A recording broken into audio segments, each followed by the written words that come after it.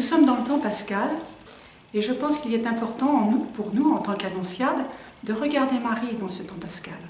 Nous nous situons dans ce temps liturgique entre la mort et la résurrection de Jésus et puis la naissance de l'Église par la Pentecôte.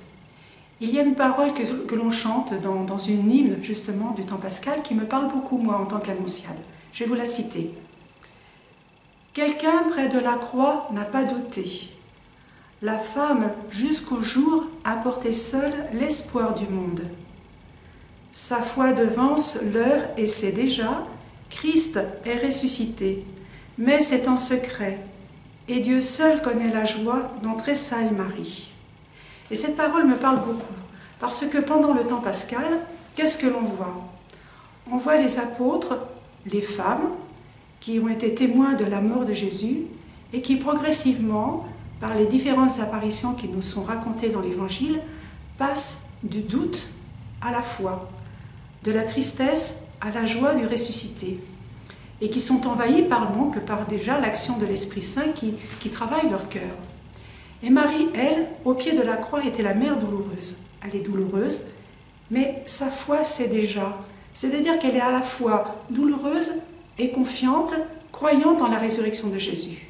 Et pour nous, c'est un chemin. Pour moi, en tant qu'annonciate, c'est un chemin, parce que dans notre vie, souvent, on passe des moments difficiles, qui font partie de toute vie humaine, si j'ose dire, mais il y a une attitude mariale à les vivre, puisque je suis annonciate, j'ai pour modèle la Vierge Marie.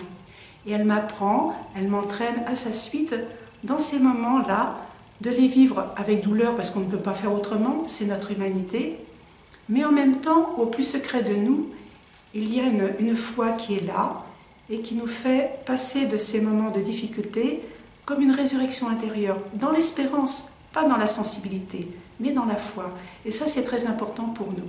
Mais il y a aussi Marie qui m'apporte quelque chose, c'est qu'on doit aussi tourner notre regard vers les autres personnes et s'émerveiller aussi des personnes qui grandissent dans la foi. Je pense qu'elle est pour moi un chemin d'émerveillement, d'action de grâce pour toutes ces personnes que l'on peut côtoyer d'une manière ou d'une autre, et même nos sœurs, de s'émerveiller de leur foi. C'est un peu le chemin de Marie. Dans ce temps pascal, elle m'apprend justement à regarder les personnes avec un regard de foi et de dire leur foi grandit, évolue, et bien de voir un peu l'action de Dieu en elle et de s'émerveiller, au lieu de rester simplement à une surface, de regarder un peu avec les yeux de Marie les événements, les personnes, parce qu'elle est pour moi un chemin.